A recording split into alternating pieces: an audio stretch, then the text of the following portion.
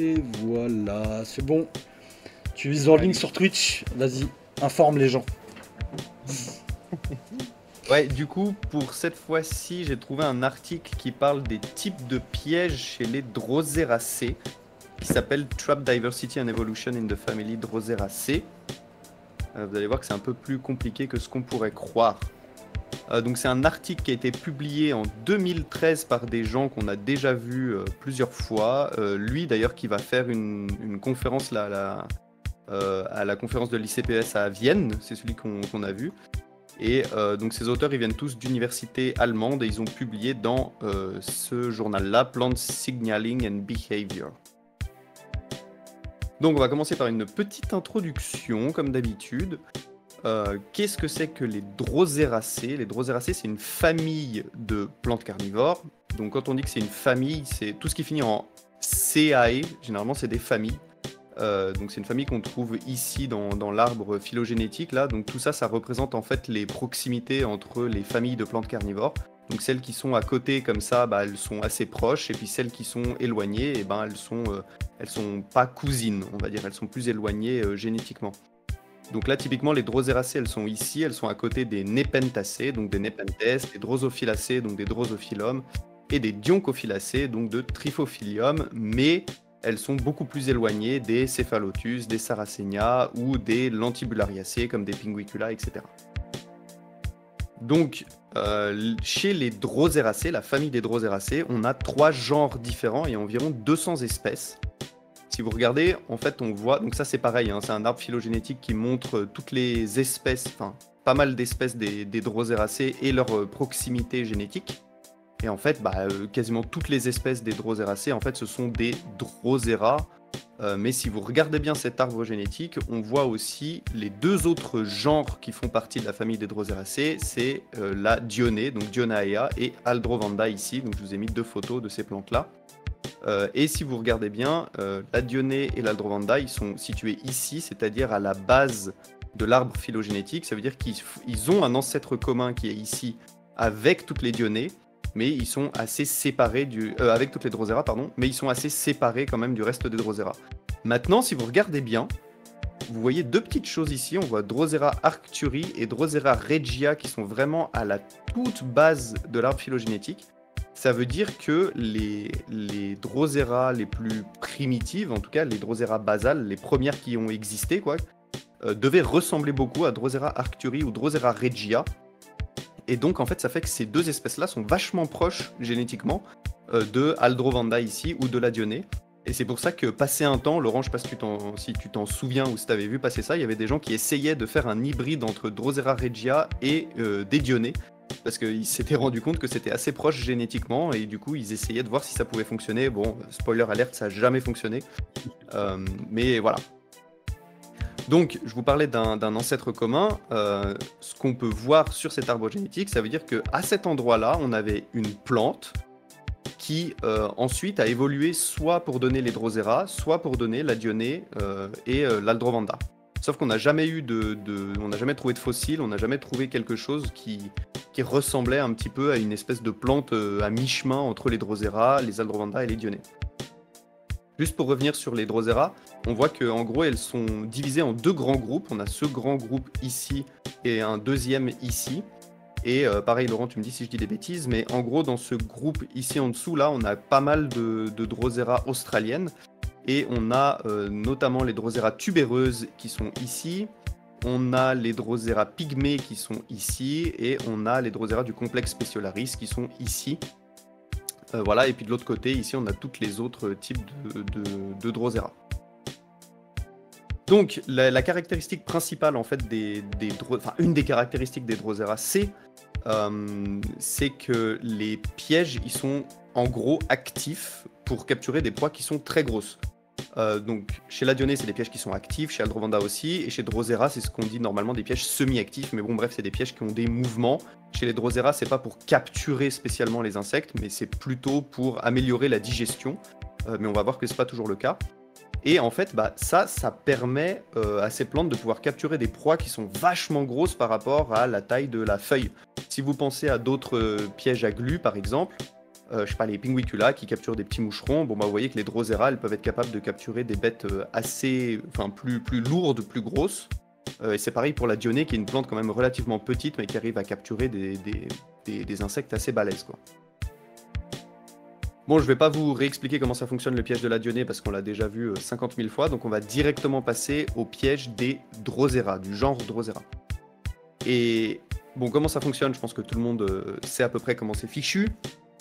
On a des poils ici qu'on appelle des tentacules, qui ont au sommet une espèce de petite glande qui produit du mucus, ce qu'on appelle aussi du mucilage ou de la glu. Et donc ça ressemble à ça en gros. S'il y a une bestiole qui se colle dessus et qui gigote un petit peu, et ben les tentacules elles se recourbent vers la proie et parfois la feuille se recourbe aussi pour faciliter la digestion de la proie. Voilà, mais pas forcément chez toutes les espèces.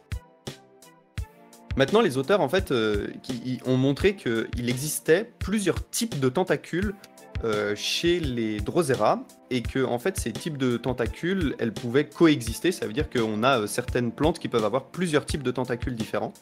Et en fait, on va voir que ces tentacules elles ont des rôles et des morphologies différentes. Alors, le premier type de tentacules, c'est ce qu'ils appellent les T0. C'est les tentacules, on va dire, basiques, qui étaient déjà présentes. Là, c'est Drosera arcturi, donc c'est, vous savez, celle qui était à la base de l'arbre phylogénétique. Donc, on va dire une Drosera, entre guillemets, parce que c'est pas vraiment le cas, mais entre guillemets, primitive.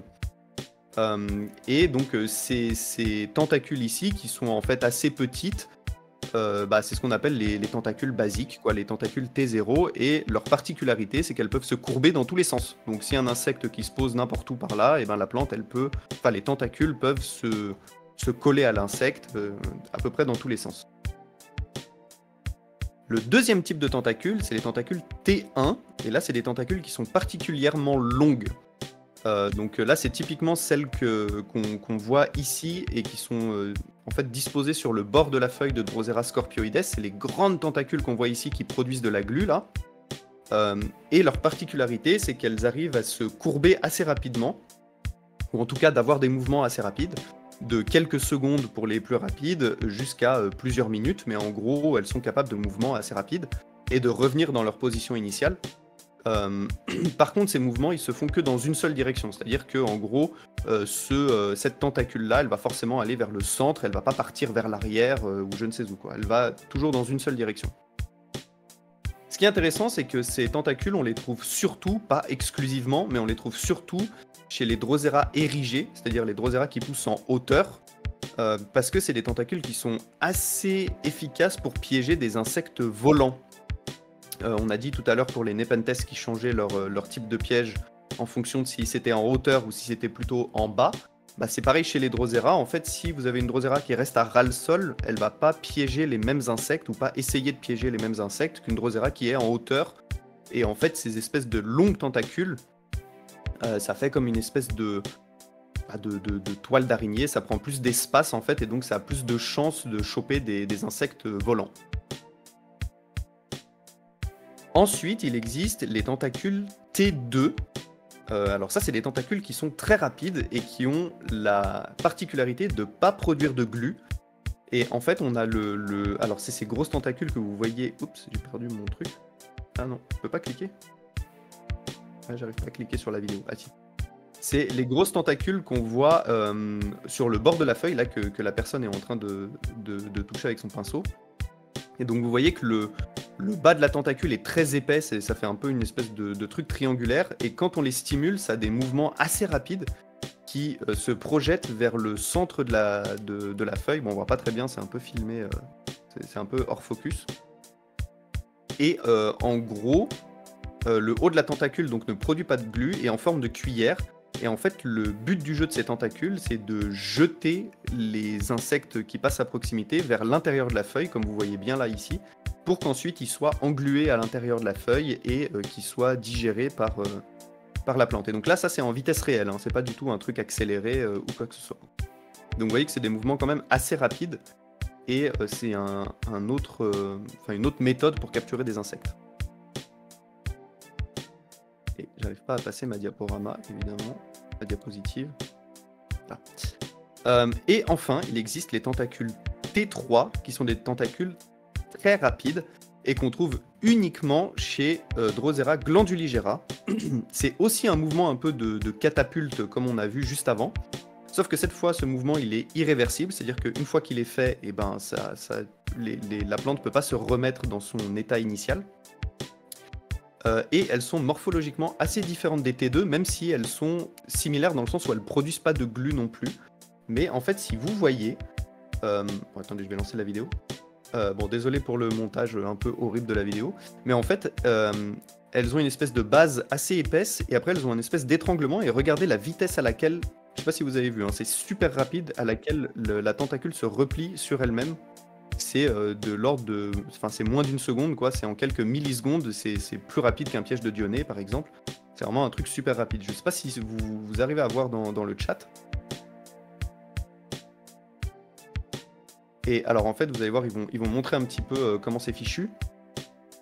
On a, donc voilà, ça c'est la cuillère, c'est-à-dire c'est le haut de la tentacule qui produit pas de glu, mais qui permet en fait d'envoyer les insectes à l'intérieur de la feuille. Et ça c'est l'espèce de coude qui permet le repli comme ça super rapide de la tentacule. Et après une fois qu'il est plié, bon bah voilà, après il fonctionne plus quoi.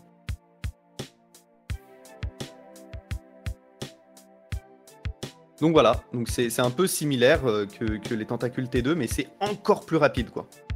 Et du coup, les auteurs ils se demandent si, en fait, ce type de tentacule-là, ça pourrait pas être justement quelque chose qui aurait pu exister chez un ancêtre commun entre les Drosera et les Dioné et les Aldrovanda.